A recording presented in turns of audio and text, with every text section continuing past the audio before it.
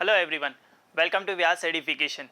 In this session we are going to discuss solution of all the questions that is asked in paper number 2 in section number 1. Clear? So इस session में हम क्या करने वाले हैं, मैं इस सेशन में आपको मिलेगा पेपर 2 सेक्शन 1 में जो पूछे गए single digit integer type questions जितने भी है उनका detail solution. So we are going to start, so let's ready.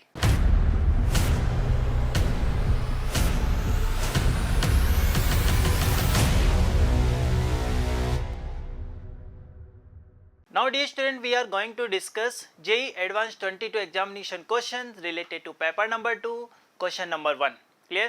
In this question it is given to you, a particle of mass 1 kilogram is subjected to a force which depends on the position as shown in a figure. Clear? यहाँ पे आपको दिया है कि force vector जो है वो minus के X I plus Y J के, तो फोर्स जो है x के साथ और y के साथ इस तरह से चेंज हो रहा है, ये आपको गिवन है. अच्छा, साथ ही साथ में आपको दिया है बेटा k का वैल्यू क्या है, और ये भी गिवन है at time t equal to 0 particle की पोजीशन जो है वो ये है, और वेलोसिटी जो है वो भी आपको गिवन है. अच्छा, हमारा ऑब्जेक्टिव क्या है इस क्वेश्चन में? इस क्वेश्चन में आपको बोला है कि अगर x और y पोजीशन को इंडिकेट करे और vy और vx अगर वेलोसिटी को इंडिकेट करे इन x direction and the y direction respectively, तो मुझे ये बताना है कि इसका वैल्यू क्या होगा. क्लियर है बेटा क्वेश्चन? तो एक्चुअली इस क्वेश्चन में आप देखेंगे कि फोर्स लग रहा हो, चाहे हम पोजीशन वेक्टर की बात कर रहे हो, यहाँ पर हम एक्स वाई जेड में रिप्रेजेंट कर रहे हैं. क्लियर? तो आपने देखा होगा बेटा इस टाइप की जब भी प्रॉब्लम आती है तो पहले हम एक्स डायरेक्शन को सेपरेटली डील करते हैं, वाई डायरेक्शन को सेपरेटली डील करते हैं. यस और no? So now for the solution concentrate on a screen. Now listen carefully. Force is given to you, so I am writing here force. This force is given by minus times K X I cap plus Y J cap. Clear? X I cap plus Y J cap, this is J cap. Clear? Now it is also given value of k we have 1 kilogram per second square. Clear? So we can write like this, f this should be minus x I cape plus y j cape. Clear? अच्छा, अब उसके बाद समझते हैं बेटा, यहाँ पे बोला है कि इसकी जो पोजीशन है वो पोजीशन क्या है? Position is given by this is equal to 1 by root 2, this is I cape plus we can say this is under root 2 of j cape in meter. Clear? And velocity vector it is also given to you, this is equal to minus under root 2 I cape plus under root 2 j cape plus 2 by pi k cape. Clear है बेटा? अब समझो, यहाँ पे ये सारे parameters हमें given है. हमारा फाइनल ऑब्जेक्टिव है कि हमें x, vy, y और vx इनकी वैल्यू निकालनी है. ठीक है? अच्छा, एक पॉइंट समझना बेटा, यहाँ पर और भी कुछ वैल्यूज आएगी जिनका हम यहाँ पर यूज करने वाले हैं. ठीक है? तो अब आप समझिए, यहाँ पे आपको क्या गिवन है बेटा? यहाँ पे आपको फोर्स गिवन है, तो क्या हम फोर्स को मास इंटू एक्सीलरेशन लिख सकते हैं? बिल्कुल लिख सकते हैं. मास कितना है बेटा? 1 kg. तो क्या मैं डायरेक्टली यहाँ से ये कह सकता हूँ कि एक्सीलरेशन का एक्सप्रेशन सेम होगा जो हमारे फोर्स का एक्सप्रेशन है? बिल्कुल. तो यहाँ पर आ जाएगा minus X I, this is equal to minus X I plus Y J K. Clear? This is the expression of acceleration. यहाँ तक समझ में आ गया हमें? अच्छा, अब एक चीज समझो बेटा, यहाँ पर एक्सीलरेशन x और y दोनों में वेरी कर रहा है, तो अब हम क्या करेंगे? x डायरेक्शन को अलग से डील करेंगे, y को अलग से डील करेंगे, है ना? तो पहले हम यहाँ पे डील करते हैं इन x डायरेक्शन. अब समझना, इसको क्या मैं ऐसे लिख सकता हूँ, ax this should be equal to minus times of x. Yes और नो? सो अगर मैं इस इक्वेशन को कंपेयर करूँ ax equal to minus omega square x, तो ये कहीं ना कहीं मुझे SHM की इक्वेशन नजर आती है. क्लियर? तो यहाँ से मैं ये बोल सकता हूँ कि ओमेगा की वैल्यू कितनी है बेटा? 1 रेडियन पर सेकेंड. Clear to you? अच्छा, एक इन्फॉर्मेशन हमें ये मिल गई.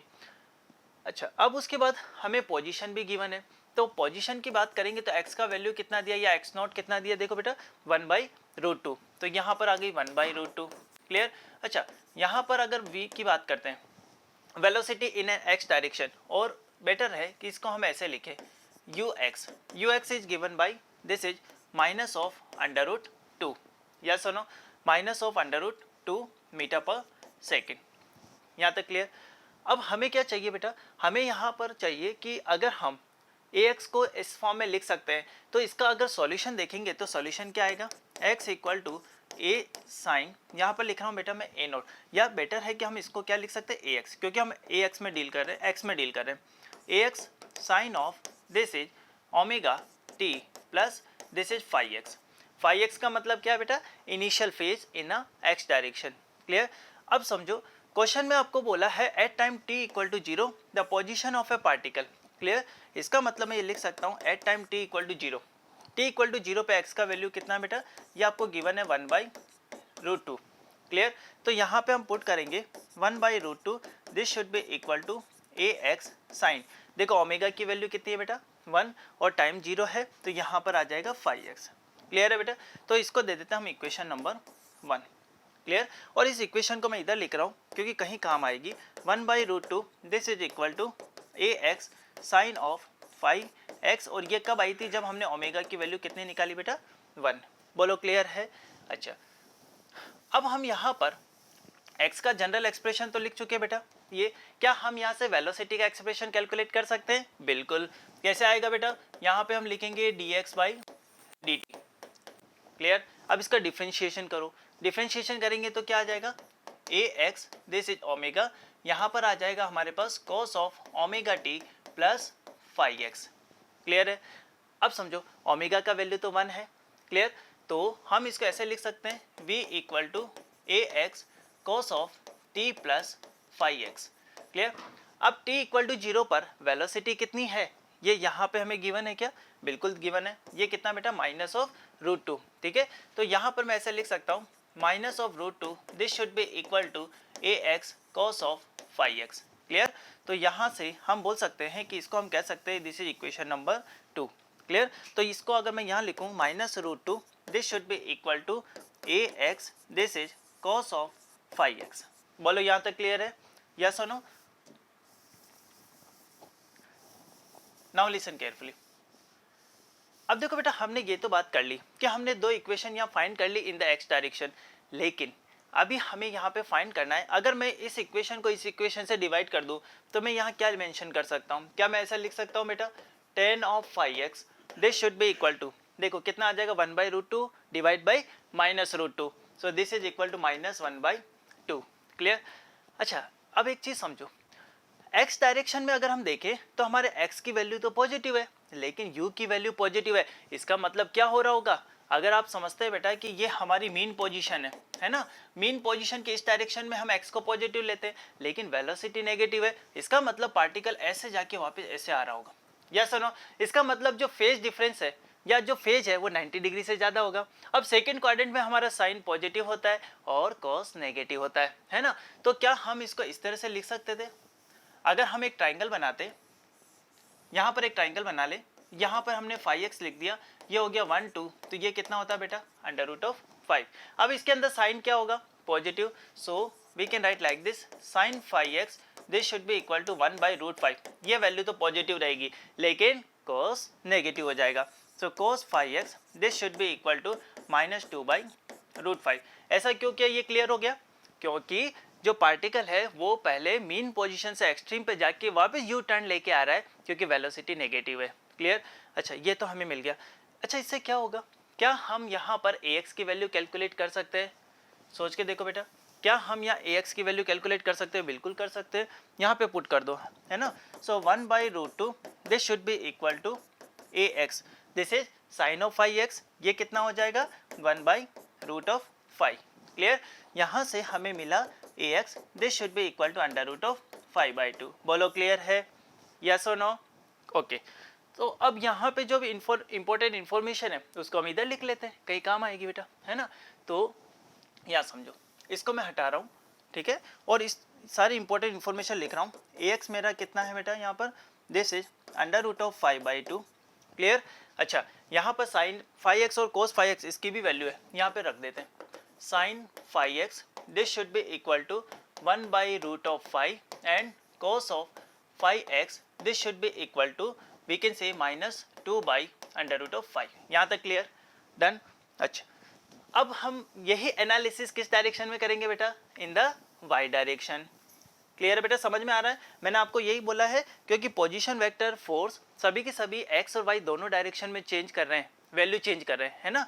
तो अब वाई डायरेक्शन की बात करते हैं, बिल्कुल वैसे डील करेंगे वाई डायरेक्शन, है ना। अब देखो वाई डायरेक्शन में अगर हम एक्सीलरेशन की बात करेंगे तो एक्सीलरेशन क्या लिखेंगे बेटा, माइनस, यहाँ से देखो बेटा एक्सीलरेशन का जो वाई की डायरेक्शन में एक्सीलरेशन है वो कितना है बेटा, यहाँ पर ये रहा, कितना है बेटा, minus Y, this is equal to minus Y, yes सुनो।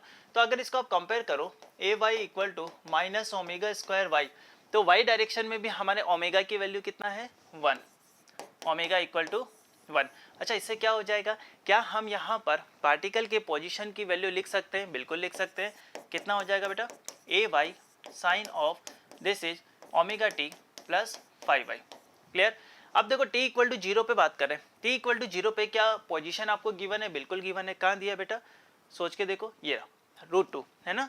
तो यहाँ पे हम लिखेंगे √2, this should be equal to A Y sine 5y, clear. Let's suppose this is now equation number 1, clear. जो पहले इक्वेशन दे दी वो दे दी, उसके रिजल्ट हमने साइड में लिख लिए, ये हमारी एक और वैल्यू हो गई, क्लियर। अच्छा अगर मैं अब बात करूं वेलोसिटी की, वेलोसिटी ने वाई डायरेक्शन, तो इसको मुझे क्या करना पड़ेगा बेटा, डिफरेंशिएट। डिफरेंशिएट कैसे करेंगे, ए वाई ओमेगा, यहाँ पे आ जाएगा बेटा cos omega T plus 5y, clear. अच्छा ओमेगा का वैल्यू कितना है, 1, तो यहाँ पर हम लिखेंगे V Y, this is A Y cos of T plus 5y, यहाँ तक क्लियर है। अच्छा अब समझे, t इक्वल टू 0 पर वेलोसिटी कितना, वेलोसिटी आपको कितना गिवन है बेटा, दिस इज √2, या सुनो। तो अब वापस मैं यहाँ लिखूंगा √2, this should be equal to, we can write like this A Y cos of 5y, clear. इसको दे देते हैं अब इक्वेशन नंबर 2, क्लियर। अब जो भी यहाँ पर इंपॉर्टेंट पार्ट है उसको हमें वापस लिखना होगा क्योंकि कहीं ना कहीं हमारे काम आएगा आगे, ठीक है। लिसन के, आप बोलोगे सर इतना बड़ा क्वेश्चन, यस बेटा है क्वेश्चन, क्योंकि कुछ क्वेश्चन है बिल्कुल जेई एडवांस का एग्जामिनेशन है, और डेफिनेटली कुछ क्वेश्चंस तो ऐसे होंगे ना जो बेटा टॉपर को चेक करेंगे, है ना। जबकि है बिल्कुल सिंपल लेकिन कैलकुलेटिव है, बिल्कुल कैलकुलेटिव है, या सुनो। आप समझे बेटा, यहाँ पर मैं अगर ये लिख लेता हूँ कि मैंने ये लिखा था ए Y this is sine of 5y, this is equal to, ये क्या है, √2, यहाँ तक क्लियर। अच्छा इसी के साथ हमने लिखा है बेटा A Y cos of 5y, this should be equal to, यहाँ पे ये भी कितना है बेटा, √2, क्लियर।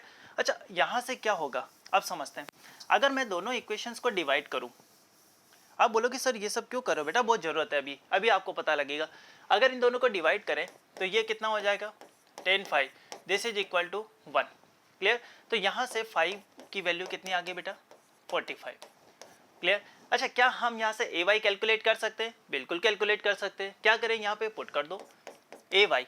अच्छा अगर 45 पुट करेंगे तो साइन 45 कितना होता है, 1/√2, तो यहाँ पर दिस इज 1/√2 इक्वल टू √2। तो यहाँ से ए वाई की वैल्यू कितनी आ गई बेटा, 2, समझ में आया बेटा, यस और नो। तो यहाँ पे हमारा जो ऑब्जेक्टिव था वो सिंपल सा इतना था कि ए वाई की वैल्यू हम काउंट कर ले, ए वाई हो गई हमारा 2, बोलो क्लियर है, यस और नो।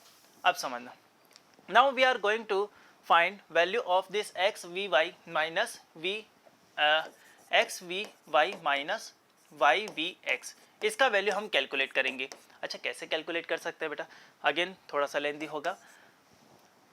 एक्स का वैल्यू क्या है हमारे पास, हम लिख सकते हैं इस तरह से, एक्स इक्वल टू ये ए एक्स साइन ऑफ, ठीक है, टी इक्वल टू 0 पे बात कर रहे हैं, तो यहाँ पर क्या आ जाएगा, ओमेगा टी प्लस 5x, तो ये हो गया 5x, बोलो क्लियर। अच्छा वी वाई कितना होगा बेटा, वी वाई की वैल्यू कितनी आई थी, वाई हमारा क्या था, A sine of omega T plus 5y, तो ये कितना हो जाएगा बेटा, A Y cos of 5y, बोलो क्लियर है। अब यहाँ पे y की वैल्यू पुट करो, y की वैल्यू कितना था, ए Y this is cos of 5y, यहाँ तक क्लियर। अच्छा vx कितना है बेटा, इसको डिफरेंशिएट कर दो, यहाँ से आ जाएगा ax कॉस ऑफ 5x, बोलो क्लियर है, यस सर। आप बोलोगे सर टी भी तो लगा सकते हैं, बिल्कुल लगा दो बेटा, ठीक है, इसके साथ टी भी ऐड कर लो, ठीक है, क्योंकि ये तो हमने टी इक्वल टू 0 पे लिखा था, इसके साथ टी ऐड कर दो, कोई प्रॉब्लम नहीं, ठीक है, यस। अब एक चीज़ समझो बेटा, ये क्या बन गया, अगर यहाँ से हम ए एक्स ए वाई को कॉमन ले लेते तो यहाँ पर हम ऐसा लिख सकते हैं ए एक्स ए वाई। अब समझना बेटा, थोड़ा सा मुझे स्टेप यहाँ पे कम करनी पड़ेगी, sign A cos B minus cos A sine B, yes और no, sign A cos B minus ये y का था बेटा, तो यहाँ पे आएगा y का a साइन, ठीक है, दिस वन। तो यहाँ क्या लिखेंगे, sign A cos B minus cos ए, ये कोस ए साइन बी, क्लियर। तो इसको हम क्या लिख सकते हैं, साइन ए माइनस बी, यस और नो। तो यहाँ पे हम लिखेंगे बेटा साइन, यहाँ पे क्या आ जाएगा 5x plus T minus 5y minus T, clear. So we can write like this T and T, this is cancel, clear. तो यहाँ से हमें देखने को मिला ये वैल्यू कितनी आ गई, ax ay over sine this is 5x minus 5y। अब आप बोलोगे सर क्या क्वेश्चन इतना चलता ही जाएगा, हाँ बस बेटा थोड़ी सी कैलकुलेशन रही है, ठीक है, ज़्यादा बड़ा नहीं है, ठीक है। अब हमें क्या करना बेटा, देखो ax का वैल्यू रखना है, इसीलिए मैंने इसको साइड में लिख दिया था, ay की वैल्यू वो भी चाहिए, इसको भी ओपन करना पड़ेगा, साइन 5x साइन 5y, इसका मतलब मुझे ये वैल्यूज भी चाहिए, साइन 5x और साइन 5y, यस बिल्कुल चाहिए, जो हमने कैलकुलेट की थी ये वाली, क्लियर है बेटा, यस और नो। तो चलिए अब इनको हम हटा देते हैं, अब हमारे को इनकी जरूरत नहीं।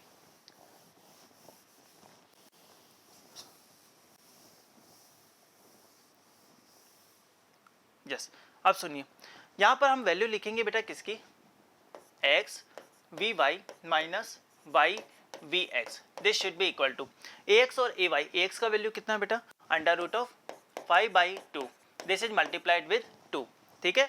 यहाँ पर हम क्या पुट करेंगे, this is equal to sine 5x। अच्छा 5x कितना है नहीं पता, हम एक काम करते हैं फॉर्मूला लगा लेते हैं। अब सर कौन सा फॉर्मूला लगेगा, वही बेटा sine A cos B minus cos A sine B, ठीक है।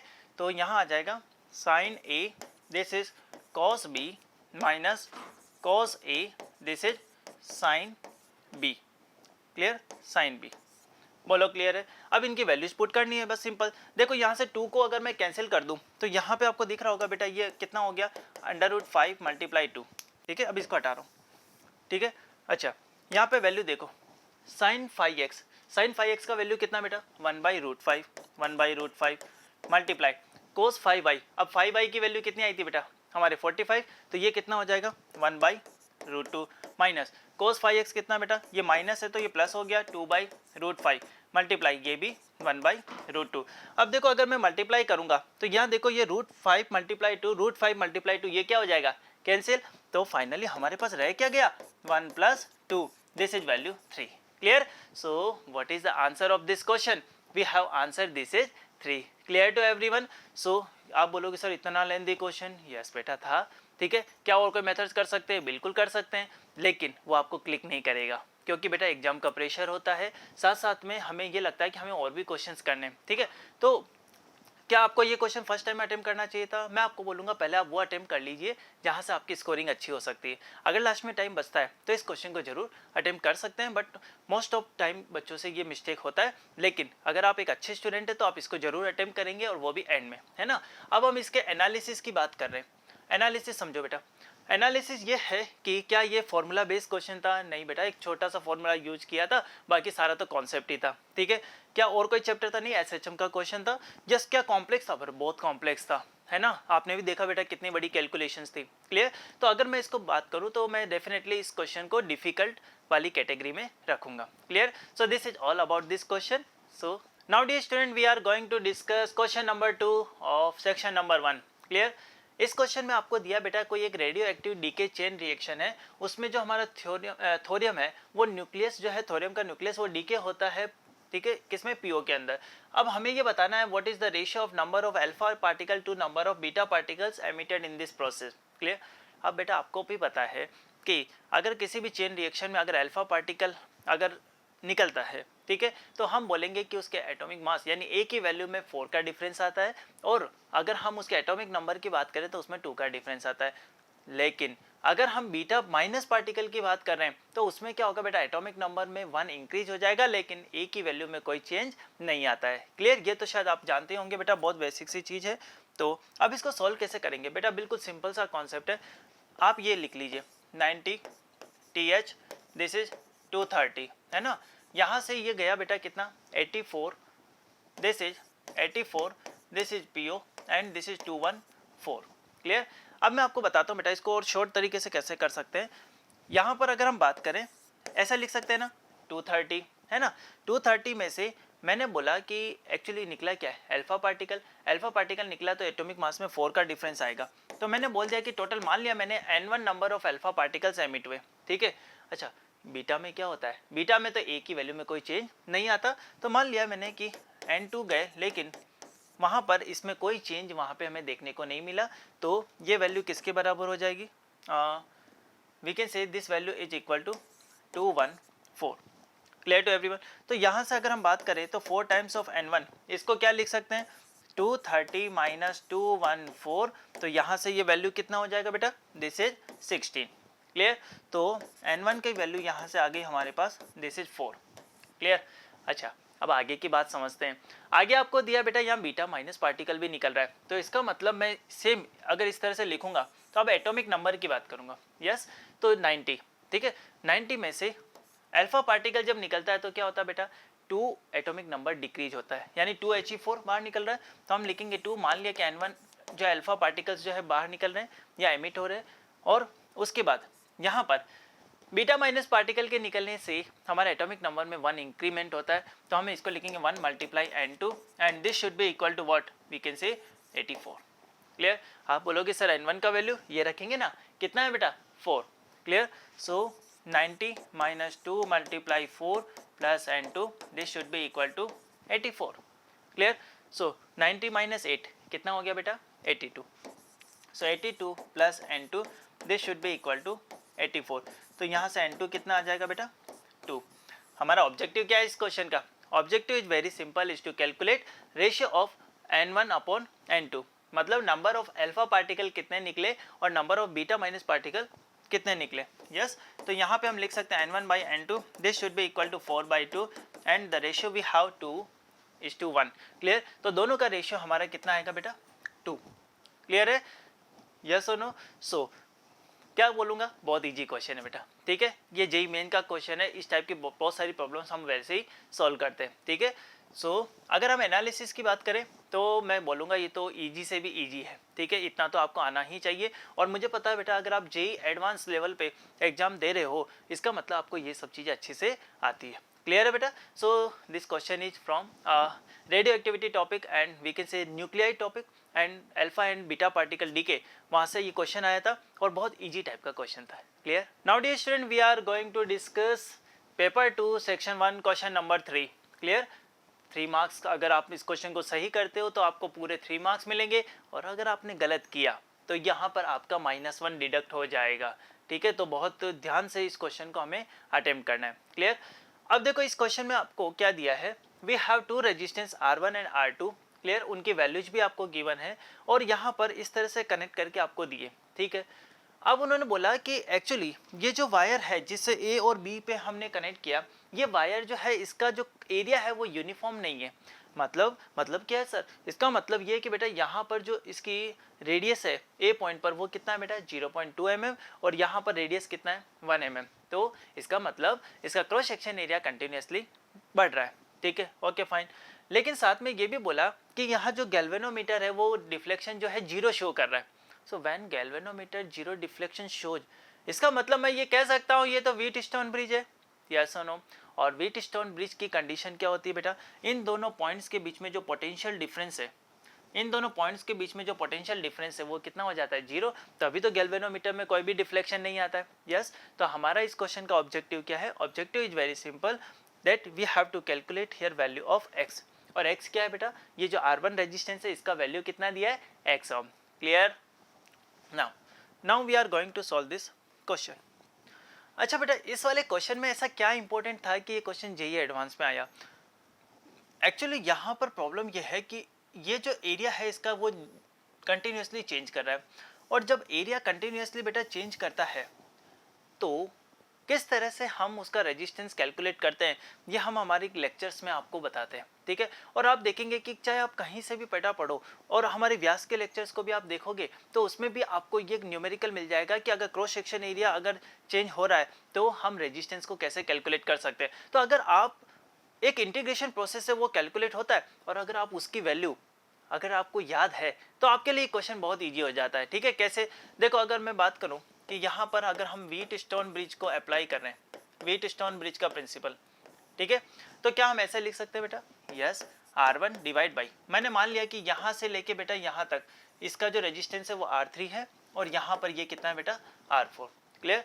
अच्छा ये भी आपको गिवन है बेटा कि ये जो डिस्टेंस है ये कितना है 50 सेंटीमीटर, ये आपको गिवन होगा। Yes this is 50 centimetre. Clear. और ये वैल्यू जो है ये भी क्या है, this is also 50 centimetre. Clear. तो यहाँ पर हम कैसे लिख सकते हैं, R1 by R3 this should be equal to R2 by R4। Clear. अच्छा R1 की वैल्यू क्या है, R1 की वैल्यू है हमारे पास x ओम। क्लियर। तो यहाँ पे हम लिखेंगे x डिवाइड बाई R3। अब बेटा यहाँ पर डेफिनेटली एक इंटीग्रेशन का यूज होता है, तो हम क्या लिखेंगे रो L बाई ए, लेकिन कैसे लिखेंगे वो समझो। रो L कितना है बेटा 50 सेंटीमीटर, A क्या होगा, अगर इंटीग्रेशन से करते हैं तो इसका क्रॉस सेक्शन एरिया था पाई ए बी। अब आप बोलोगे सर ए बी क्या है, देखो ये वाला जो एंड है इसका जो रेडियस है वो है A, यहाँ पर जो होगा वो है B और यहाँ पे हमने मान लिया C। क्लियर है बेटा। अब समझो क्वेश्चन में ये दिया है कि यहाँ पर जो है इसका 0.1 mm है और इसका जो है ये कितना है बेटा, ये 0.2 mm है और ये वैल्यू जो है यहाँ पर 1 mm है इसकी रेडियस। ठीक है। तो बी पॉइंट पर या फिर इस पॉइंट पर रेडियस कितना होगा, इसका एवरेज ले लो। कैसे आएगा बेटा, 1 माइनस करो 0.2 कितना हो गया 0.8 डिवाइडेड बाई 2 वी कैन से 0.4, मतलब इसके रेफरेंस में 0.4 को इंक्रीज कर दीजिए तो यहाँ कितना आ जाएगा बेटा 0.6 mm। ये बेटा इस क्वेश्चन को शॉर्ट करने का तरीका। ठीक है। तो यहाँ पर हम ऐसे लिख सकते हैं पाई ए कितना है बेटा 0.2 and this is 0.6। Clear. And this should be equal to, आगे क्या आएगा बेटा, यहाँ पर हम बात करते हैं R2 की, तो यहाँ पर हो गया हमारा R2। ठीक है, डिवाइडेड बाई, ठीक है R2 की वैल्यू वैसे 1 दी है तो हम 1 रख लेते हैं, ये हो गया 1। यहाँ पर आ जाएगा बेटा रो, अच्छा ये डिस्टेंस कितना है, this is 50 centimetre divided by this is pi, अच्छा ए बी, वापस ए बी आएगा तो अब यहाँ क्या लिखेंगे बेटा 0.6 मल्टीप्लाई, यहाँ पर आ जाएगा आपका 1 mm। क्लियर। अब देखो क्या क्या कैंसिल होता है, rho and rho is cancelled out. Clear. 50 and 50 this is cancelled out, pi and pi this is cancel. Clear. 0.6 cancel, sir सारा ही कैंसिल हो गया। अरे बेटा नहीं हुआ, ध्यान से देखो x के साथ क्या मल्टीप्लाई होगा बेटा अभी 0.2 this should be equal to 1। Clear. तो यहाँ से हम बात करेंगे x, ये कितना हो जाएगा दिस वन, तो यहाँ से x की वैल्यू कितनी आ गई बेटा 5। क्लियर। तो ये हमारा जो है single digit integer type question था और उसका हमारा आंसर कितना आता है बेटा 5। क्लियर है बेटा। तो अगर इसका एनालिसिस अगर हम करें तो मैं इसको किस कैटेगरी में रखूंगा, यस मैं आपको बोलूंगा अगर आपको इसका रिजल्ट याद है तो आपके लिए क्वेश्चन बहुत ईजी है, लेकिन मान लो आपको रिजल्ट नहीं पता, आप वहाँ पे इंटीग्रेशन करने में फंस गए, आपका टाइम वेस्ट हो गया तो आपके लिए क्वेश्चन डिफिकल्ट हो गया। क्लियर। सो हाँ definitely I will put this question in easy to moderate category. Clear to everyone. So this is all about this question solution. Now dear student, we are going to discuss question number 4 and this question is from units and measurement. Clear. अब generally student बोलते हैं sir क्या units and dimension से भी question आता, बिल्कुल आता है बेटा, लेकिन यहाँ पर आपको डायमेंशनल फॉर्मूला ऐसी फिजिकल क्वांटिटी का पूछा जाएगा जो बहुत ज़्यादा इंपॉर्टेंट है लेकिन स्टूडेंट उसमें डिफिकल्टी फेस करता है। जैसे मान लो यहाँ पे आपको पूछ लिया प्लांक कांस्टेंट, जैसे आपको पूछ लिया Rydberg constant, yes or no? So now we are going to discuss this question. Concentrate on a screen. In a particular system of units, a physical quantity can be expressed in terms of electric charge, electron mass me, Planck constant that is given to you h, Coulomb's constant, and in electrostatics we always read F equal to K Q1 Q2 upon R square. So this is the value of K 1 upon 4 pi epsilon naught. So all these values are given to you. One relationship is also given that B means what, here we have B magnetic field. So magnetic field is given, this is equal to given by this expression. Clear. Now our objective here is to calculate value of alpha, beta, gamma and del. इन सब का हमें सम करके निकालना है। ठीक है, इसका मतलब हमें तो इसका पूरा डायमेंशनल एनालिसिस ही करना है। ठीक है बेटा, चलिए स्क्रीन पे देखिए। अब देखो सबसे पहले हम बात करते हैं बेटा, हमारा जो ऑब्जेक्टिव है मैं उसको यहाँ लिख देता हूँ कि ये जो B है ना, इसको हम क्या लिख रहे हैं यहाँ पर E, इसकी पावर अल्फा, ये अल्फा है बेटा। ठीक है, यहाँ पर अगर हम लिख रहे हैं मास ऑफ एन इलेक्ट्रॉन, इसकी पावर जो है बीटा।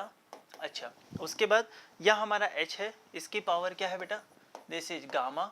और यहाँ पे हम बात करते हैं कि तो ये किसकी पावर क्या है बेटा, डेल। यस और नो। अच्छा सबसे पहले हम बात करते हैं, हम एक रिलेशन जानते हैं बेटा, F equal to Q V B, ठीक है। तो क्या हम यहाँ से B का वैल्यू फाइंड कर सकते हैं, F अपॉन क्यू ई। अच्छा, फोर्स का डायमेंशनल फॉर्मूला क्या होता है, m1 l1 t minus two. तो यहाँ पे हम लिख सकते हैं m1 l1 t minus two divided by, अच्छा चार्ज को क्या लिखेंगे, I into T, so a1 t1, clear. अच्छा, ये वेलोसिटी है, वेलोसिटी क्या हो जाएगा बेटा, एल टी माइनस वन। देखो जो जो कैंसिल होता है बेटा उसको कैंसिल कर दीजिए, ये कैंसिल हो गया। अच्छा, -1, ये दोनों आपस में चले गए, ठीक है। तो यहाँ से B का जो डायमेंशनल फॉर्मूला आया वो कितना आ गया, m1 t minus two a minus one. बेटा थोड़ा सा पेशेंस ले, इन चीज़ों को लिखिएगा, क्योंकि आपकी एक छोटी सी मिस्टेक आपका टाइम भी खराब कर सकती है और आपका क्वेश्चन भी। समझ में आया? तो यहाँ पर हम B की वैल्यू लिख देते हैं। B का वैल्यू कितना हो गया, m1 this is t minus two, this is a minus one. Clear है बेटा? चलिए अब उसके बाद हम आगे की डायमेंशनल फॉर्मूलेज की बात करते हैं, ठीक है। आइए, अब देखो यहाँ पे आपको दिया है बेटा E, चार्ज है बेटा, तो चार्ज का डायमेंशनल फॉर्मूला क्या हो जाएगा, Q equal to I T होता है। तो यहाँ पर हम लिखेंगे A1 T1, यहाँ तक क्लियर है बेटा। Me, अब वो तो मास है, मास का तो M1 होता है। H, अब आती है बेटा प्लांक कांस्टेंट, उसके लिए हम क्या लिख सकते हैं, E equal to H nu, ठीक है। तो यहाँ से हम बात करेंगे H, ये क्या हो जाएगा बेटा, E बाई न्यू। अब ये क्या है बेटा, एनर्जी। एनर्जी को कैसे एक्सप्रेस कर सकते हैं, force into displacement, that is work done, और वर्क डन और एनर्जी का डायमेंशन सेम होता है, ठीक है। तो वर्क डन क्या होता है बेटा, फोर्स इनटू डिस्प्लेसमेंट। तो फाइनली यहाँ पर क्या आ जाएगा, m1 l2 t minus two, ठीक है। अच्छा, ये क्या है बेटा, फ्रीक्वेंसी। फ्रीक्वेंसी क्या होती है बेटा, पर सेकेंड, या सुनो, तो यहाँ पर हम बोलेंगे दिस इज -1, क्लियर। तो यहाँ से हमारा जो प्लांक कांस्टेंट है उसका डायमेंशनल फॉर्मूला आ जाएगा m1, we can say l2 and this is t minus one, ठीक है। तो इस डायमेंशनल फॉर्मूले को हम यहाँ लिख लेते हैं, m1 this is l2 and this is t minus one. Clear है बेटा?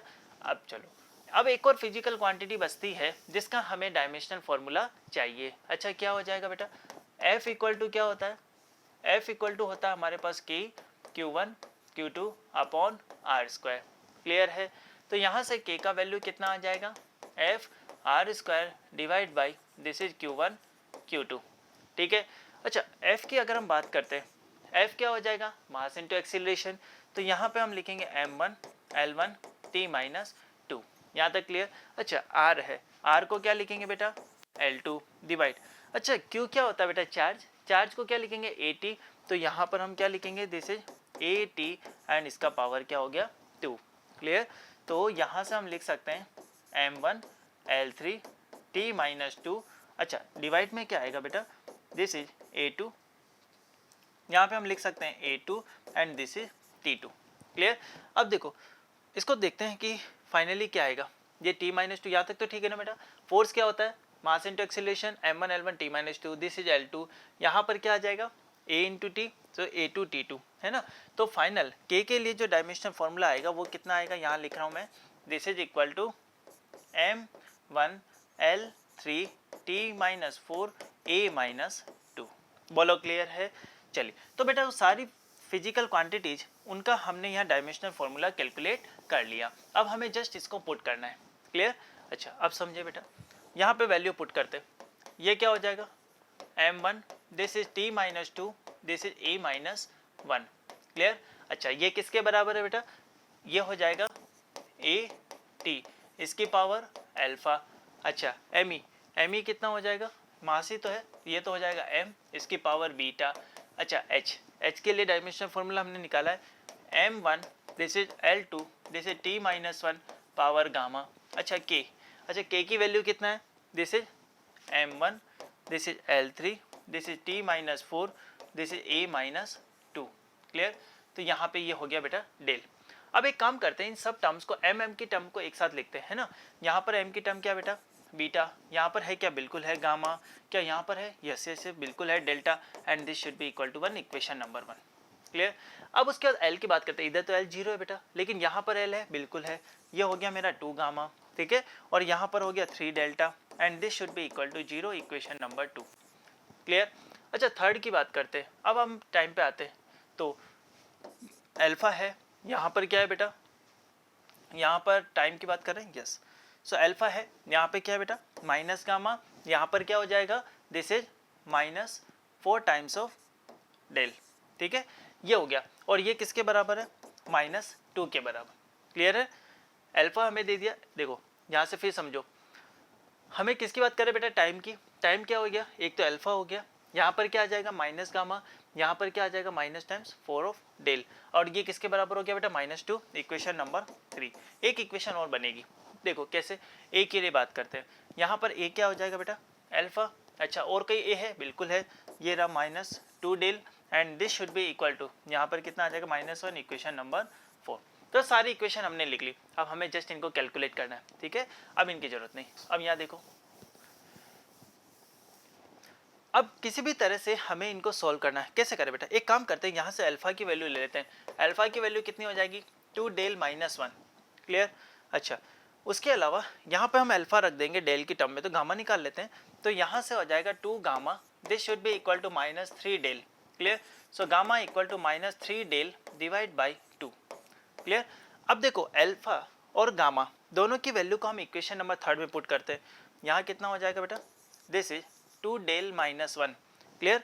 अच्छा माइनस टाइम्स ऑफ गामा, तो ये हो जाएगा +3 del by 2, clear, minus this is 4 del, this should be equal to -2, बोलो क्लियर।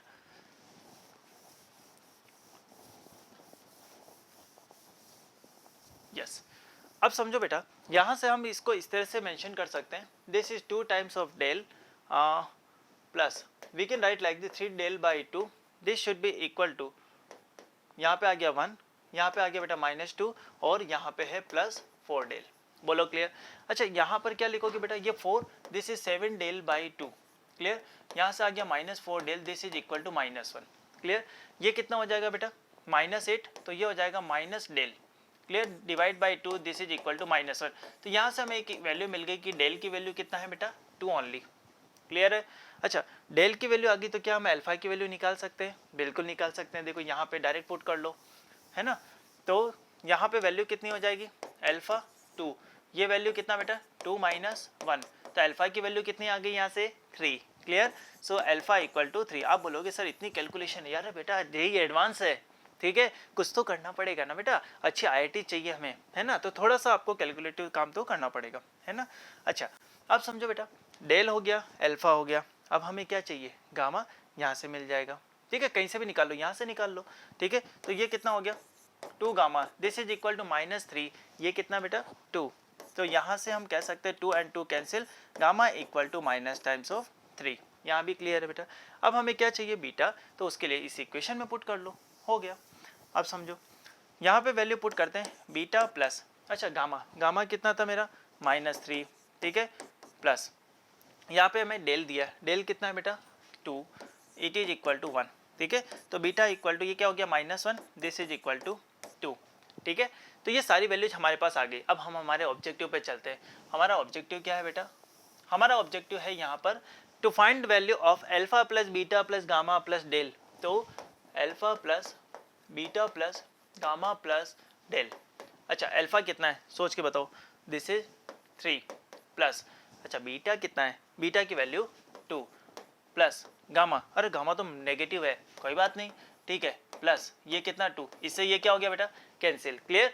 तो यहाँ पर जो सिंगल डिजिट आंसर था या single digit integer type question था उसका करेक्ट आंसर क्या है बेटा 4, क्लियर। तो यहाँ पर हम आंसर क्या लिखेंगे 4, क्लियर। तो अगर हम अब इसके एनालिसिस पे चले, ठीक है, तो अगर इसके एनालिसिस की बात करें तो मैं कहूँगा बेटा this question will come in the moderate category. क्या ये क्वेश्चन ऐसा था जो नहीं हो सकता था, अरे बेटा बिल्कुल हो सकता है, ठीक है, थोड़ी कैलकुलेशन है नो डाउट, लेकिन ये क्वेश्चन बहुत ईजी और इजीली इसको हम सॉल्व कर सकते हैं, क्लियर है बेटा। So this is all about this question. Now dear student, we are going to solve question number 5 of section number 1 in paper number 2. In this question it is given, actually this question is from ray optics, and actually we know about one concept, that is refraction through a glass. और we can say refraction through a glass slab. तो उसी glass slab का concept को use किया है। लेकिन बेटा general जो सिंपल केस हम देखते हैं उसके अंदर जो ग्लास स्लैब होता है उसका रिफ्रैक्टिव इंडेक्स चेंज नहीं होता है। इन्होंने क्या किया, इन्होंने बोला हमने 3 डिफरेंट लेयर्स है उनको रख दी, उनका रिफ्रैक्टिव इंडेक्स भी डिफरेंट है, और अब आपको मुझे बता दीजिए, और ऐसे हमने एक लेयर नहीं ली, ऐसे हमने n नंबर ऑफ लेयर्स ले ली। तो अब हमें बताना है यहाँ पर कि फाइनल जो वैल्यू है l, जो भी वैल्यू है वहां से हमें ये कैलकुलेट करना है कि n का वैल्यू कितना होगा। ठीक है, तो क्वेश्चन को रीड करते हैं और फिर आगे बढ़ते हैं। ठीक है, समझिए यहाँ पे आपको बोला है कि कॉन्फ़िगरेशन दिया है n आइडेंटिकल यूनिट्स का, जो आप डायग्राम से देख पा रहे होंगे। Clear, each consisting of A 3 layer. आप बोलोगे सर मुझे तो 2 लेयर्स ही नजर आ रही, 3 लेयर्स का। अरे बेटा एयर भी तो है ना, एयर है, फिर μ1 रिफ्रैक्टिव इंडेक्स वाला है और फिर μ2 रिफ्रैक्टिव इंडेक्स वाला है। ठीक है, तो यही बोल रहा है यहाँ पर। आपको बोला है बेटा ये h जो है वो कितना है 1/3 सेंटीमीटर, और उसके अलावा जो सेकंड और थर्ड लेयर है उसकी थिकनेस जो है सेम है, और वो वैल्यू आपको गिवन है √3 - 1/2 सेंटीमीटर। क्लियर। अच्छा, उसके बाद आपको रिफ्रैक्टिव इंडेक्स दे दिया, दिस इज √3/2 और √3 ये आपको गिवन है। वैसे भी हम देख सकते हैं बेटा एयर से आया, पहले यहाँ पर इसका रिफ्रैक्टिव इंडेक्स ज़्यादा नॉर्मल की तरफ बेंड हो जाएगी, फिर और ज़्यादा रिफ्रैक्टिव इंडेक्स, फिर नॉर्मल की तरफ बेंड हो जाएगी। ये हमें क्लियर हो गया। अच्छा, यहाँ पर एक पॉइंट और बोला है कि जो लाइट सोर्स है उसको हमने ओ पर प्लेस किया, और वही लाइट सोर्स जो है वो हमारी इस सरफेस के ऊपर इंसिडेंट हो रहा है at an angle 60 degree. Clear है। Okay, so for a specific value of n, the ray of light emerge from the bottom of a configuration at a distance l equal to 8/√3 centimetre. ये हमें दे दिया, तो हमें बताना है value of n क्या होगा। बोले सर इतना बड़ा क्वेश्चन। अरे बेटा ये दिखाने के हैं हाथी के दांत। ठीक है, हाथी के दांत दिखाने के कुछ और होते हैं और खाने के कुछ और। तो यहाँ पर बेटा इसकी वैल्यूज को देख करके, इतने बड़े क्वेश्चंस को देख के डर मत जाना, ये क्वेश्चन बहुत ईजी है। ठीक है, अब समझो बेटा कैसे होगा, यहाँ समझिए। अगर हम इसका एक और डायग्राम बनाएं, ठीक है, तो वहां से आपको शायद और अच्छी क्लियरिटी आएगी। बेटा यहाँ समझो, जैसे यहाँ पर मैं बना लेता हूँ, जैसे मान लेता हूँ कि बेटा यहाँ पर मेरा जो है लाइट सोर्स है, और ये लाइट सोर्स इस डायरेक्शन में आ रहा है, और यहाँ पे नॉर्मल से इंसिडेंट हो रहा है एट एन एंगल थीटा, और ये थीटा हमें 60 डिग्री दिया। ठीक है, इधर जो है इनिशियली वो हमारे पास एयर है, यहाँ पर हमारे पास एक सरफेस है, फिर एक ये सरफेस है, और यहाँ पे हमें बोला रिफ्रैक्टिव इंडेक्स μ1 है, और यहाँ पर एक और सरफेस है जिसका रिफ्रैक्टिव इंडेक्स μ2 है। ये हमें गिवन है। ठीक है, थोड़ा सा छोटा बना लेते हैं, या ये इतना सा। ठीक है, यहाँ तक क्लियर बेटा। ये हो गया μ1, ये हो गया हमारा μ2। क्लियर। अब एक काम करते हैं, ये तो हमने केवल एक सेगमेंट लिया, जैसे एयर है, फिर एक लेयर है, फिर एक लेयर है, ऐसी n number of total layers है। और आपको बोला है कि जब लाइट रे फाइनली जब यहाँ से पास होती है तो इनिशियल पोजीशन और इसके बीच में जो डिस्टेंस है वो हमें गिवन है, दिस इज 8/√3 सेंटीमीटर। क्लियर, ये हमें गिवन है। अच्छा ठीक है, अब बताओ अब क्या करना है। ठीक है, तो पहले हम एक काम करते हैं, एक स्लैब से निकलने के बाद इसकी टोटल डिस्टेंस कितनी आती है ओरिजिनल पोजीशन से वो कैलकुलेट कर लेते हैं, और अगर ये n आइडेंटिकल यूनिट्स है तो उसको n से मल्टीप्लाई कर देंगे, तो हमारा क्या आ जाएगा 8/√3। क्लियर। तो यहाँ पर अब हम क्या कर सकते हैं, एक काम करो, सबसे पहले यहाँ पे स्नेल्स लॉ लगा लो। ठीक है, ताकि प्रॉब्लम ही खत्म। तो यहाँ पर ये वैल्यू आपको गिवन है बेटा h। ठीक है, स्नेल्स लॉ अप्लाई कर रहा हूँ मैं इस पोजीशन के लिए, है ना, इसको हटा रहा हूँ। यहाँ पे हम क्या लिख सकते हैं बेटा, sin 60। अच्छा, रिफ्रैक्टिव इंडेक्स एयर का कितना होता है 1, दिस इज इक्वल टू μ1। अच्छा μ1 कितना है बेटा, चलो लिख लेते हैं μ1, और यहाँ पर मुझे नहीं पता तो मैंने लिख दिया sin थीटा। क्लियर। अच्छा, तो यहाँ से sin थीटा ये वैल्यू हो जाएगी sin 60, this is √3/2 divide by μ1। अच्छा μ1 कितना दिया बेटा, √3/2। तो यहाँ पर हम लिखेंगे √3 मल्टीप्लाई √2, इससे इसको क्या कर दिया, कैंसिल। क्लियर। तो यहाँ से वैल्यू आ गई sin theta, this should be equal to 1/√2। Clear. तो यहाँ से मुझे मिला थीटा इक्वल टू 45। तो ये थीटा क्या है, this is angle of refraction. Clear. इसका मतलब अगर मैं यहाँ पर इसका डायग्राम बनाऊँ तो ये डायग्राम मुझे एक्चुअल में लाइट रे तो ऐसे जानी चाहिए थी, लेकिन ये लाइट रे ऐसे जाती है। क्लियर है। और अगर ये नॉर्मल है तो इससे ये एंगल जो हमें मिला बेटा, ये एंगल है हमारा 45। क्लियर। अब ये लाइट रे वापस इस इंटरफेस के ऊपर हम कहते हैं कि क्या होगी बेटा, यहाँ पर इंसिडेंट होगी लाइक दिस। ठीक है, तो वापस एंगल ऑफ इंसिडेंस कितना मिलेगा बेटा 45। वापस हम क्या करेंगे, यहाँ पर स्नेल्स लॉ को अप्लाई करेंगे। ठीक है, अब देखो क्या होता है, यहाँ पे लगाओ μ1, ये वैल्यू कितना है sin of 45, this should be equal to mu two, ये वैल्यू कितना है, दिस इज साइन ऑफ नहीं पता, मान लेते हैं बेटा थीटा वन। क्लियर, तो यहाँ पर हम लिख सकते हैं sine of theta one, this should be equal to mu one. अच्छा म्यू वन तो ऑलरेडी हो चुका है, नहीं हुआ, तो म्यू वन का वैल्यू कितना बेटा, under root 3/2, so under root of 3/2 into 1/√2। अच्छा ये म्यू टू भी तो डिवाइड होगा, अच्छा म्यू टू कितना बेटा 1/√3। अब ध्यान से समझना बेटा, इससे इसको कैंसिल कर दिया है ना, √3 मल्टीप्लाई √2 मल्टीप्लाई √2, दिस इज 2, तो यहाँ से हमें क्या मिला, sine theta one, this should be equal to 1/2 and this is sine 30। Clear, तो यहाँ से थीटा वन की वैल्यू कितनी आ गई बेटा 30 डिग्री। क्लियर, तो यहाँ पे हम बात करते हैं कि इस तरह से अगर लाइट जाएगी तो ये कितना बनाएगा बेटा 30 डिग्री, बोलो क्लियर। अब हमारा ऑब्जेक्टिव क्या है, पहले मैं यहाँ पर ये कैलकुलेट करूँगा कि जब लाइट रे यहाँ से पास हो जाएगी, ठीक है, इस तरह से अगर मान लो पास हो जाएगी, तो यहाँ से लेके यहाँ तक टोटल डिस्टेंस कितना, पहले मैं वो कैलकुलेट करूँगा, ठीक है। अच्छा तो कैलकुलेट मुझे करना है वो डिस्टेंस, कैसे होगी बेटा, मुझे बताओ ये h है ना, ये 60 है, तो ये भी क्या हो गया बेटा 60 है ना, तो यहाँ से हम अगर 10 60 लेते हैं तो मान लेते हैं कि बेटा ये x1 हो गया, ये मान लो x2 हो गया और ये डिस्टेंस x3 हो गया। तो क्या मैं ये कह सकता हूँ इस पॉइंट से लेके इस पॉइंट तक की total distance x1 plus x2 plus x3 है, यस और no, yes. So now I can write like this,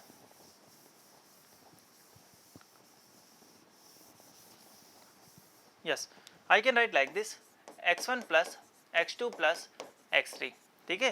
अच्छा x1 कितना है बेटा, यहाँ पर हम बात करते हैं x1 equal to what, we can say this is h 10 60 plus, अच्छा x2 कितना है, x2 हो जाएगा मेरा, ये मेरी जो थिकनेस थी ये मुझे दी थी बेटा d है ना, और d का वैल्यू भी कुछ गिवन है क्या, ये दिया है बेटा, एक बार ऐसे लिख लेते हैं है ना, तो ये कितना हो जाएगा d, और ये एंगल कितना था 45, तो d 10 45। अच्छा नेक्स्ट का क्या होगा बेटा, ये भी हमारा d है लेकिन ये एंगल कितना 30, तो ये कितना आ जाएगा d, यहाँ से आ जाएगा 10 30। क्लियर, अब सारी वैल्यू को पुट करो। अच्छा h का वैल्यू कितना बेटा 1/3 और ये कितना होता है बेटा √3। क्लियर, अच्छा प्लस d का वैल्यू आपको दिया है √3 माइनस 1/2 और ये तो 1 होता है, प्लस यहाँ पर वापस कितना बेटा √3 माइनस 1/2 और ये होता है 1/√3। क्लियर, तो इसको अब सॉल्व कर लेते हैं, यस और नो। नाउ लिसन केयरफुली, तो यहाँ से अगर हम इनका सम करें तो कैसे लिखेंगे बेटा, this is we can write like this is 1/√3 plus, अब देखो इसमें से इसको कॉमन ले लो, यहाँ से कितना हो गया √3 माइनस 1/2, अब अंदर क्या रह गया बेटा 1 प्लस 1/√3, 1 प्लस 1/√3, बोलो क्लियर है, यस और नो। अच्छा तो अब हम क्या करें, हम एलसीएम ले लेते हैं, उसमें क्या प्रॉब्लम है, ठीक है, चलिए एलसीएम लेते हैं। तो एलसीएम लेंगे तो कितना लेंगे बेटा 2√3 है ना, यहाँ कितना आ गया बेटा 2, यहाँ पर कितना आ जाएगा √3 minus 1 multiply this is √3 plus 1। Clear, तो यहाँ से हम क्या मेंशन कर सकते हैं 2 plus this is 3 minus 1 divided by, यहाँ कितना आ जाएगा 2√3।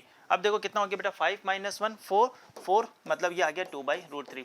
तो ये डिस्टेंस क्या आई बेटा, ये डिस्टेंस आई है यहाँ से लेके यहाँ तक की डिस्टेंस 2/√3 सेंटीमीटर, और टोटल हमें कितना दिया हुआ है बेटा 8/√3 सेंटीमीटर। तो क्या हम इसको इस तरह से लिख सकते हैं, क्या हम इसको इस तरह से लिख सकते हैं 2/√3 multiply N times this should be equal to 8/√3, yes और नो, क्योंकि आइडेंटिकल स्लैब्स है बेटा, यहाँ से हम कह सकते हैं इसको हटाओ, एन की वैल्यू कितनी आ गई यहाँ से 4। Clear, so what is correct answer of this question, correct answer we have 4। Clear है, तो अगर हम एनालिसिस की बात करें तो यस बेटा थोड़ा सा लेंदी भी है, थोड़ा सा मॉडरेट लेवल का भी है, मॉडरेट से डिफिकल्ट लेवल के बीच में इसकी वैल्यू आती है। Clear, so this is all about this question. Now dear student, we are going to discuss question number 6 from paper number 2 section number 1. Clear? So question is given to you, a charge q is surrounded by a closed surface consisting of an inverted cone of height h and base radius is given to you capital R and hemisphere of radius capital R, this is given to you. Okay, fine. The electric flux through the conical surface is given to you, nq divided by 6 epsilon naught. Clear. Now what is value of n? clear. So actually this is a very easy question, clear. And which concept we can apply here? So we apply here, this is Gauss law of electrostates, clear. So Gauss law में आपने देखा होगा बेटा, कोई भी charge होता है तो सबसे पहले हम उसके लिए गॉसियन सरफेस बनाते हैं, ठीक है. तो यहाँ पर क्या है, इस चार्ज के टॉप में यहाँ पर आपको एक हेमिस्फेयर दिया है और यहाँ पे आपको एक कोन दिया है, ठीक है. तो हम ये बोल सकते हैं बेटा, अगर यहाँ पे थोड़ा सा इसको ध्यान से ऑब्जर्व करें, तो अगर मैं इस डायग्राम को वापस बनाऊं कि मान लेते हैं बेटा ये हमारा हेमिस्फेयर है, दिस वन. यहाँ पर हमारे पास जो चार्ज है वो क्या है बेटा, प्लस क्यू, और यहाँ पे हमने इसको बना दिया दिस इज कॉन, क्लियर. हमने इसको क्या बना दिया बेटा, ये कॉन, ठीक है. अब समझना, हमें पता है कि अगर कोई यहाँ हमने पॉइंट चार्ज रखा है तो उससे निकलने वाली जो फील्ड लाइंस है वो फील्ड लाइंस कुछ इस तरह की होगी, यस और नो. तो अगर मैं इसके लिए गॉसियन सरफेस बनाता तो मैं परफेक्टली यहाँ पर एक स्फेरिकल शेप बनाता, यस और नो.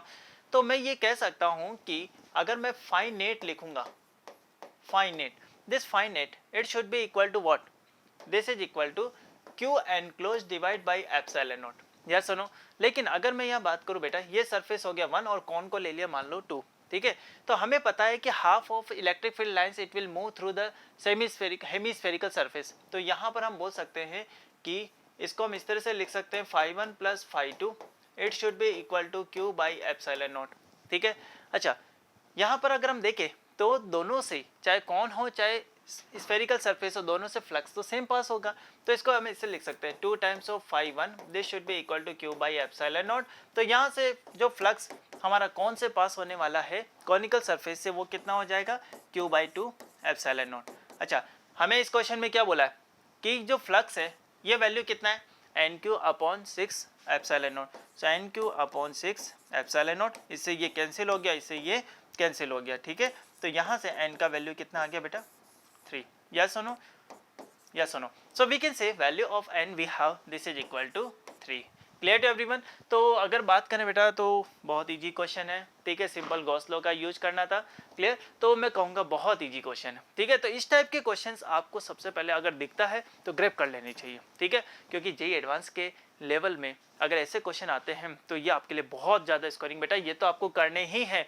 इसमें अगर आप इस क्वेश्चन को आप अटेम्प्ट नहीं करोगे तो आपकी स्कोरिंग नहीं हो पाएगी. लेकिन मुझे पता है कि हमारे जितने भी स्टूडेंट्स हैं उन सब ने ये क्वेश्चन सॉल्व किया है, क्लियर है. So this is all about this question. Now dear student, we are going to discuss question number 7 of section number 1, clear. Actually this question is related to we can say SHM, and this is the spring mass spring, or we can say spring block problem, clear. So question is given to you, on a frictionless horizontal plane a bob of mass m equal to 0.1 kilogram is attached to a spring having natural length L naught equal to 0.1 meter, clear. The spring constant is K equal to 0.009 Newton per meter when the length of a spring L is greater than L naught, and when L is less than L naught value of K2 is changes, clear. So now let's suppose initially Bob is released from L equal to 0.15 meter. So our objective in this question is to calculate time period, total time period, clear, and this value is given n pi second. So actually what is concept behind this question? Generally whatever the question we will find, in that condition during the one oscillation we can say the spring constant is not changing, but in this question they are changing spring constant. So what we do, so if we want to find total time period we can divide the time period, yes or no. First we calculate the total time when L is greater than L naught, then we calculate L is less than L naught, clear. So now concentrate. So the situation this is given to you, let's suppose here we have let's suppose this is fixed end, I am saying, let's suppose here we have a spring, let's suppose here we have a block having mass m and this mass is given to 0.1 kg, clear. Value of L naught, this is given, L naught this is equal to 0.1 meter, this is given, clear. So now in this question it is given when we have situation L is greater than L naught, मतलब बेटा यहाँ पर अगर ये L naught है तो अगर हम इसको एक्सटेंड करेंगे तो हमारी लेंथ बढ़ जाएगी, L is greater than L naught. उस टाइम पे आपको जो K1 का वैल्यू यूज करना है that is 0.009, clear, and this is newton per metre, clear to you, yes और नो। लेकिन अगर यही बात हमें करनी है L less than L naught, तो यहाँ पर K2 का वैल्यू कितना लेना है, तो हम बोलेंगे 0.016, क्लियर, 0.016 न्यूटन पर मीटर। और हमें अब यहाँ पर कैलकुलेट करना है what is total time period. अच्छा, इनिशियली ब्लॉक कहाँ पर है, ये तो इसकी मेन पोजीशन है, तो यार नेचुरल लेंथ है स्प्रिंग की। एक्चुअल में जो ये बॉब है या फिर ब्लॉक है, ये कितने डिस्टेंस पर है बेटा, ये आपको दिया 0.15 मीटर पर, ठीक है। इसका मतलब इनिशियली मैं बात करूं तो L is greater than L naught, तो टाइम पीरियड कैसे कैलकुलेट होगा, क्योंकि ऑब्जेक्टिव तो वो है। हम ऐसे लिखेंगे बेटा, यहाँ से लेके यहाँ तक जब वो आएगा तो हम कौन से K की वैल्यू यूज करेंगे, ऊपर वाली, यहाँ पे जाएगा तो K2 वाली, फिर वापस इधर K1। इसका मतलब मैं ऐसे लिख सकता हूँ T equal to T1 plus T2, clear. तो हमारा जो टाइम पीरियड का फॉर्मूला होता है वो क्या होता है, 2 pi under root time by K, लेकिन यहाँ पर K चेंज कर रहा है, तो अब हम क्या लिखेंगे, pi under root of M by K1 plus pi under root of M by K2। Clear है बेटा, टोटल टाइम पीरियड तो ऐसे ही निकलेगा, हाफ टाइम ये है, हाफ टाइम ये है। तो यहाँ पर हम ऐसे लिख सकते हैं, this is we can write like this, pi under root M common 1 upon under root of K1 plus 1 upon under root of K2। Clear to you, yes और नो। अच्छा, अब आगे समझो।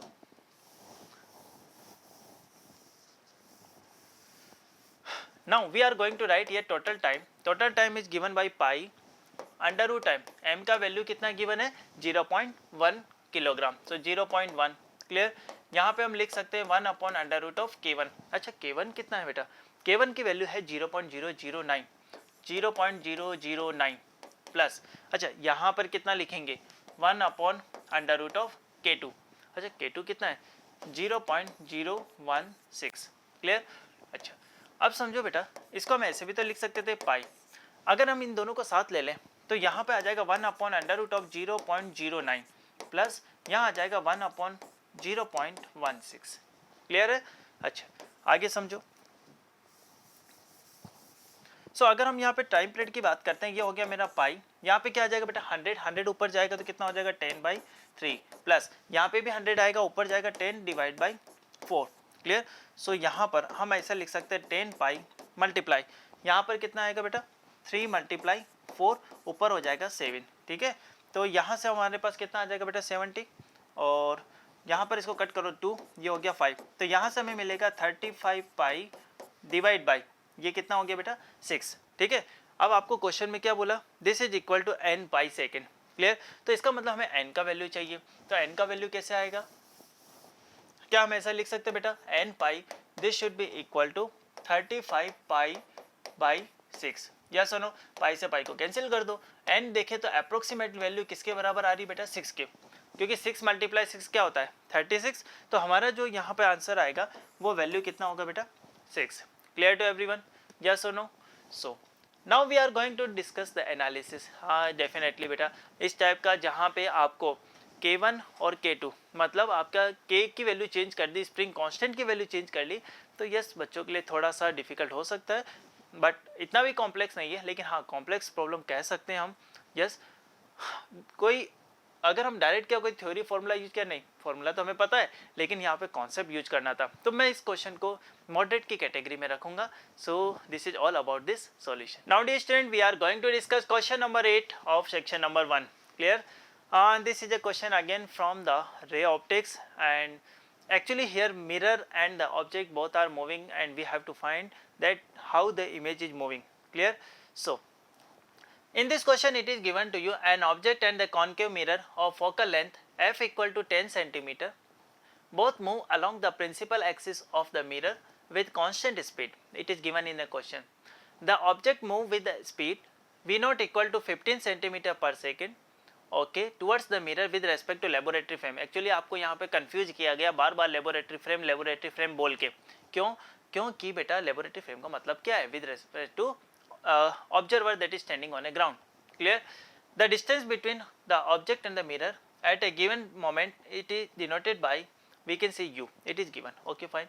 यू की वैल्यू भी आपको गिवन है। Speed of mirror इस तरह की है कि जो भी इमेज बनती है उसकी इंस्टेंटेनियस स्पीड क्या हो जाती है बेटा 0, ठीक है। हमें ये बताना है कि जो मैग्नीट्यूड होगा किसका, वेलोसिटी ऑफ मिरर का, वो कितना होगा। ठीक है, तो बहुत सिंपल सा क्वेश्चन है बेटा, है ना। इस टाइप की प्रॉब्लम आप ऑलरेडी बहुत सॉल्व करते हो। अगर हम मिरर का फॉर्मूला लगाए तो क्या लिखेंगे, 1/v plus 1/u equal to 1/v, yes 1/v plus 1/u, this should be equal to 1/f। ठीक है, तो यहां से देखते हैं 1/v। ठीक है, क्या v आपको दिया है बेटा, नहीं, हमें क्या चाहिए बेटा, यहाँ पर क्या क्या दिया वो देखो। एक तो u की वैल्यू दी है 30 सेंटीमीटर, क्या फोकल लेंथ दी, यस फोकल लेंथ दी है, ओके फाइन। तो यहाँ पर हम बोलेंगे 1/u का वैल्यू कितना बेटा 30, तो -30 कर दिया हमने, प्लस 1/, ये कितना होगा बेटा -10। ठीक है, क्योंकि दोनों नेगेटिव है। तो यहाँ से हम बात करते हैं 1/v, this should be equal to 1/30 minus 1/10। यहाँ से आ जाएगा हमारे पास 30, 1 माइनस 3, यहाँ से आ जाएगा -2/30। क्लियर, तो v का वैल्यू कितना हो गया -15। क्लियर, और ये वैल्यू आ जाएगी मेरी दिस इज सेंटीमीटर, यस और नो। तो v की वैल्यू कितनी आ गई हमारे लिए इंपॉर्टेंट है 15 centimetre. So this is the position of an image. Clear है, सो अब मैं यहाँ पे इसकी वैल्यू लिख देता हूँ, कहीं काम आएगी, -15 सेंटीमीटर। ठीक है, u का वैल्यू कितना बेटा -10 सेंटीमीटर, सॉरी 30 सेंटीमीटर, -30 सेंटीमीटर। ठीक है, और f कितना गिवन है -10 सेंटीमीटर। सारी वैल्यूज हमने फाइंड कर ली। ठीक है, अब हम जानते हैं बेटा मिरर फॉर्मूला जो होता है वो क्या होता है, 1/v plus 1/u, this should be equal to 1/f। अब हम इसको डिफ्रेंशिएट करते हैं विद रेस्पेक्ट टू टाइम। यहाँ क्या आ जाएगा बेटा -1/v square dv/dt minus 1/u square du/dt। अच्छा, ये फोकल लेंथ है तो इसका क्या हो जाएगा बेटा 0, क्योंकि मिरर की फोकल लेंथ चेंज नहीं हो रही। ये dv/dt क्या है, velocity of image with respect to mirror. Clear, तो यहाँ पर हम लिखेंगे velocity of image with respect to mirror. तो मैं इस तरह से लिख सकता हूँ, velocity of image with respect to mirror divide by v square, और माइनस v है। यहाँ पर क्या आएगा, velocity of object with respect to mirror divide by this is u square and it should be equal to 0। Clear, तो यहाँ से हमारा आ जाएगा बेटा velocity of image minus velocity of mirror, clear, divide by v square, it should be equal to -1/u square, velocity of object minus velocity of mirror. Clear, अब आपको question में ये बोला है the image is instantly at rest with respect to laboratory frame. इसका मतलब vi की जो वैल्यू है वो कितना है बेटा 0। क्लियर है, सो यस, तो हम क्या लिख सकते हैं बेटा, हम इस तरह से लिख सकते हैं, ये वैल्यू तो हो गई 0 minus velocity of mirror, velocity of mirror ये तो हमें फाइंड करनी है, ये हमारा हो गया vm। ठीक है, दिस इज इक्वल टू, है ना, यहाँ पर v square upon u square आएगा, तो मैं यहाँ माइनस लगा देता हूँ। v का वैल्यू मेरा कितना था बेटा, अभी कैलकुलेट किया था 10 ये था, 13 तो 15 आया था, है ना। सो 15 डिवाइड बाई 30, और यहाँ पर वैल्यू आ जाएगी v स्क्वायर। अच्छा, नीचे क्या आएगा बेटा, ऑब्जेक्ट, ऑब्जेक्ट की वेलोसिटी कितनी है 15।